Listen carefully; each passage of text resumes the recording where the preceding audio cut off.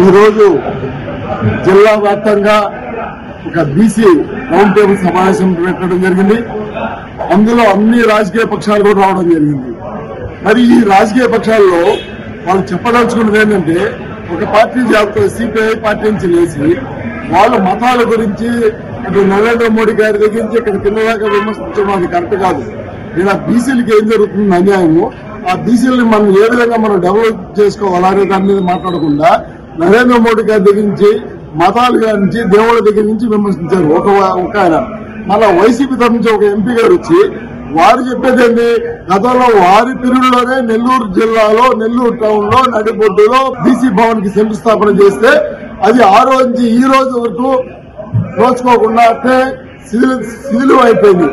మరలా చెల్లికి పెళ్లి మళ్లీ చేయాలనే సామెతగా ఒకసారి శంకుస్థాపన చేసిన బీసీ భవన్ ని మరలా శిలాఫలకాలు పగలగొట్టి గతంలో అచ్చెన్నాయుడు గారు, కొల్లు రవీంద్ర గారు, బీదా రవిచంద్ర గారు, బీదా మస్తారావు గారు వీళ్ళందరూ నాయకులందరూ కలిసి కూడా బీసీ భవన్ ని శంకుస్థాపన చేస్తే ఆ బీసీ భవన్ ఈ రోజు కూడా అట్లే శిథిలమైంది.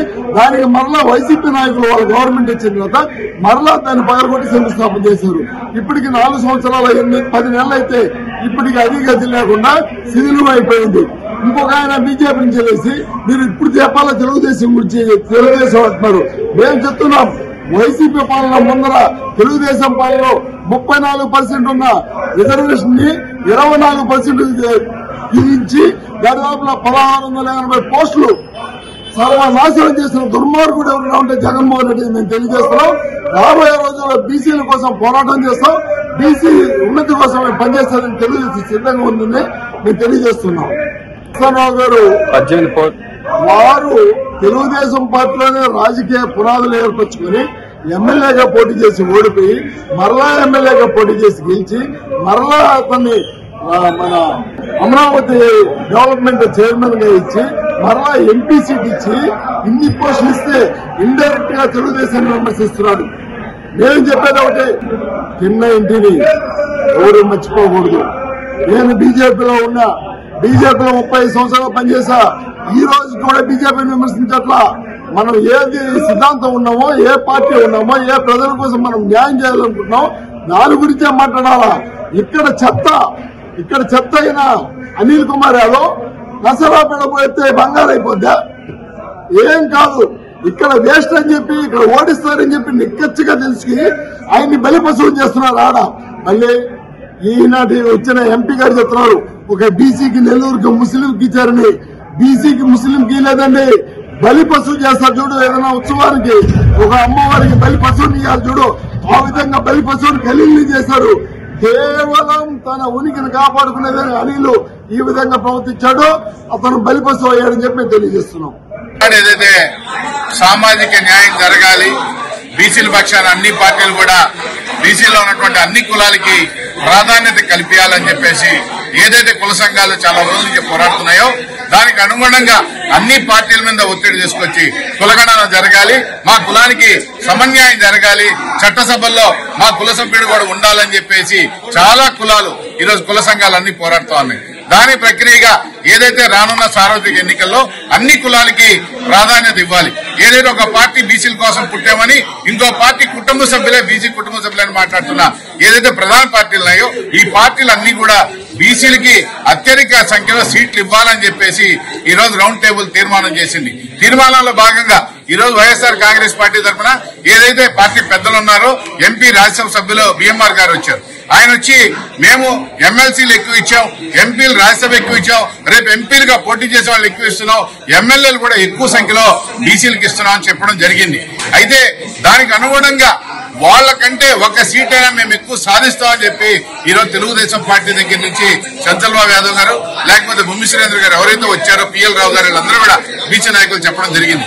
అలా కాని పక్షంలో పార్టీ మీద ఒత్తిడి తీసుకొచ్చి పార్టీలకు అతీతంగా పోరాడతామని చెప్పేసి ఈరోజు తెలుగుదేశం పార్టీ ప్రముఖులు కూడా చెప్పారు. అదేవిధంగా భారతీయ జనతా పార్టీ గాని లేదా జనసేన గాని ఉభయ కమ్యూనిస్టులు గాని బీఎస్పీ గాని అన్ని పార్టీలు కూడా ఇస్తా ఉన్నాయి. అదేవిధంగా మీరందరూ ఈయన పక్షంలో బీఎస్పీ పార్టీ ఏదైతే ఉందో మేము పూర్తి స్థాయిలో మేము పెట్టిందో వీళ్ల కోసం మేము ఇస్తామని చెప్పి చెప్తున్నారు. చూడాలి రానున్న కాలంలో ఎటువంటి పరిస్థితుల్లో బడుగు బలహీన వర్గాలు అందరూ కూడా చట్టసభలకి పోతారని చెప్పి చట్టసభల్లో ఉండాలని ఈ రౌండ్ టేబుల్ తీర్మానం చేసుకుంది. కాబట్టి ఎటువంటి పరిస్థితుల్లో చట్టసభల్లో ఎక్కువ సీట్లు సాధించేందుకు వీళ్ళందరూ కూడా పోరాటం చేస్తామని చెప్పారు. ఆ దిశగా పైన సాగుతుందని చెప్పేసి మేము కోరుకుంటున్నాం. చూడాలి రానున్న రోజుల్లో. అలా కాని పక్షంలో దీన్ని ఉద్యమంగా తీసుకెళ్లి తీవ్రతరం చేస్తామని చెప్పేసి పార్టీలకు చెప్పడం జరిగింది. అందరికీ నమస్కారం. ఈరోజు నెల్లూరు పట్టణంలో బీసీ న్యాయ సామాజిక వేదికను ఏర్పాటు చేసి 2024లో జరగబోయే సార్వత్రిక ఎన్నికల్లో ఎమ్మెల్సీలు కానీ ఎంపీలు కానీ బీసీలకి సముచిత స్థానం ఇచ్చేటువంటి పార్టీలకే మా మద్దతు అని చెప్పి ఈరోజు ఈ సభా వేదిక చెప్పడం జరిగింది. నేను కూడా మాట్లాడుతూ వైఎస్ఆర్సీపీ పార్టీ ప్రతినిధిగా మాట్లాడుతూ ఈరోజు ఈ దేశంలో బీసీలకి అగ్రవర్గాల వారు నాయకత్వం వహిస్తున్నా కూడా బీసీకి సామాజిక న్యాయం చేసిన పార్టీ వైఎస్ఆర్సీపీ పార్టీ, మా నాయకుడు జగన్మోహన్ రెడ్డి గారు. అందువల్ల ఈరోజు భారతదేశంలో ఈ చర్చకు కూడా తావు వచ్చిందంటే ఆ పార్టీలో అవకాశం ఇచ్చారు బీసీలకి.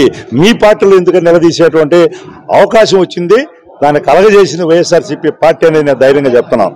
ఉదాహరణ మీకు చెప్పాను, 9 మంది రాజ్యసభ ఎంపీలు ఉంటే 4.5 సంవత్సరమే మా పార్టీలకి అవకాశం వచ్చి ఎంపీలకు పంపించేదాన్ని. రాజ్యసభలో 4 బీసీలకు ఇచ్చాం.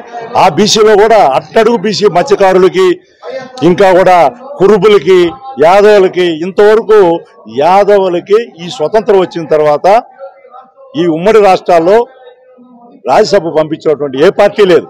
బీసీ పార్టీలో అని చెప్పుకున్నట్టు తెలుగుదేశం పార్టీ పంపించిందా? ఒక్క యాదవ బీసీ సోదరుని ఎవరినన్నా ఈ 70 సంవత్సరాలు పంపించిందని కూడా అడుగుతున్నాను. కలగజేసేటువంటి పార్టీ వైఎస్ఆర్ ఏకంగా ఇతను కలదు. ఎస్సీలను ఎవరన్నా ఎస్సీలు అనర్హులు రాజ్యసభకి, అక్కడంటే రిజర్వేషన్ లేవు కాబట్టి.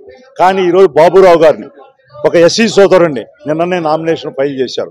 కాబట్టి ఈరోజు ఒక బీసీలు సామాజిక న్యాయం, దాంట్లో ముఖ్యంగా 57% ఉండేటువంటి బీసీ సోదరులకి అగ్రస్థానం కలగజేయాలా. ప్రతి దాంట్లో అది నామినేటెడ్ పదవులు కానీ, అదేవిధంగా చట్టసభలో పోయేదానికి నామినేట్ చేయడం కానీ అన్నింటిలో కూడా ఈరోజు ఒక తలమానికంగా వైఎస్ఆర్సీపీ పార్టీ ఉందని కూడా ఈ సందర్భంగా తెలియజేసుకుంటూ, ఏకంగా 25 మంది మా జగన్మోహన్ రెడ్డి గారు క్యాబినెట్లో ఉంటే 11 మంది బీసీలకు ఇచ్చారు. ఎస్సీ ఎస్టీ మైనార్టీతో కలిపి 17 మంది. స్పీకర్కి ఈరోజు తమ్మినేని సీతారాం గారికి బీసీ సోదరుడికి ఇచ్చారు. ఎంతో మంది కార్పొరేషన్లు ఈరోజు మేయర్లుగా కానీ 73% ఇచ్చున్నాయి. ఆ జిల్లా పరిషత్తులో చైర్మన్లుగా కానీ, ఏఎంసీలో కానీ, అదేవిధంగా ఈ విధంగా ఎన్నో రకాలైనటువంటి బీసీలకి ప్రాతినిధ్యం ఇచ్చే అవకాశం ఈరోజు వైఎస్ఆర్సీపీ పార్టీ కలగజేసే సందర్భాన్ని తెలియజేసుకుంటూ, ఈరోజు ఇక్కడ ఒక బీసీ సోదరుడు ఎమ్మెల్యే ఉండి ఆయన ఎంపీగా పోతే ఇంకా కూడా ఆ జిల్లా కూడా లబ్ధి ఎక్కువ కొడుతున్న పల్నాడు జిల్లాకి మన అనిల్ కుమార్ యాదవ్ సోదరుడు పంపిస్తే ఇక్కడ మళ్ళీ మైనారిటీ సోదరుడికి ఎమ్మెల్యేగా నిలబడే అవకాశం ఇచ్చారు. కాబట్టి ఆ ధైర్యం ఇంతవరకు ఏ పార్టీలు చేయలే. అదేవిధంగా కందుకూరులో ఈరోజు మీకు తెలుసు, అందరూ కూడా ఇప్పుడుండే ఎమ్మెల్యేని గెలుస్తారు బీసీకి ఇవ్వాలా, బీసీలు ఎక్కువ మంది జనాభా ఉండాలని కందుకూరుని కూడా ఈ నెల్లూరు పార్లమెంటు దాంట్లో వాళ్ళకి కేటాయించడం జరిగింది.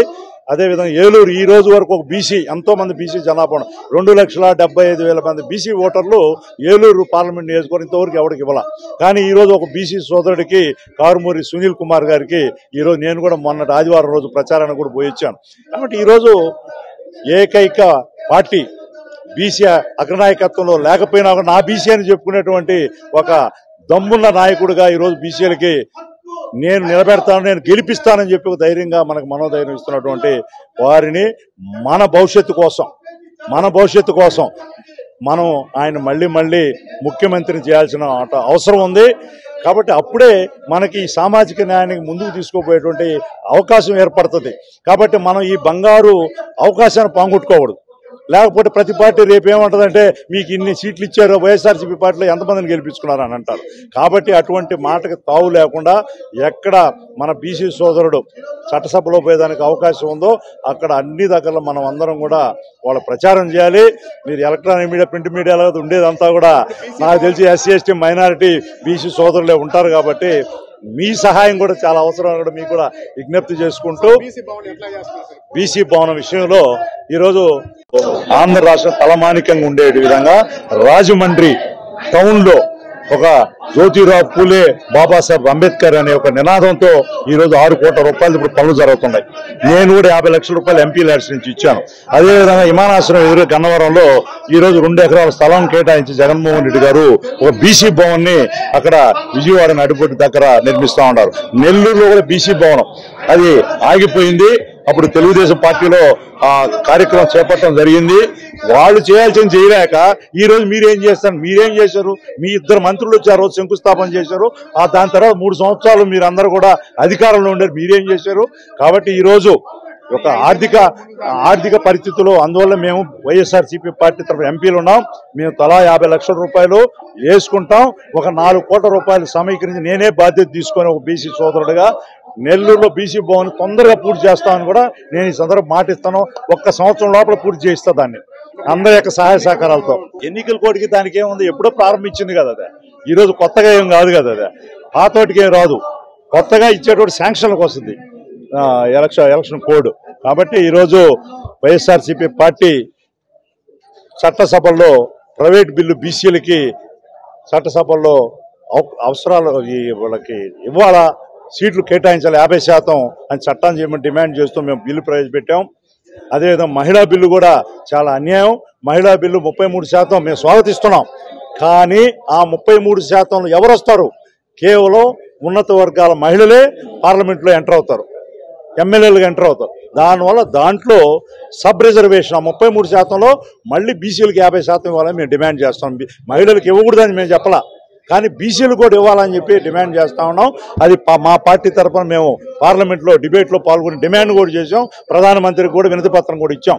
మీరే స్వయాన ఎంపీ మీరు బీసీని ప్రధానమంత్రి గారు కాబట్టి మీ టైంలోనే న్యాయం జరగాలనో భారతదేశంలో మా అందరి యొక్క బీసీల యొక్క ఉద్యమం కారణంగానే బీసీ కులగణన చేపట్టేటువంటి కార్యక్రమం ఈరోజు ఆంధ్ర రాష్ట్రంలో కానీ బీహార్లో కానీ ఇతర రాష్ట్రాల్లోనూ కూడా చేపట్టే అవకాశం వచ్చింది.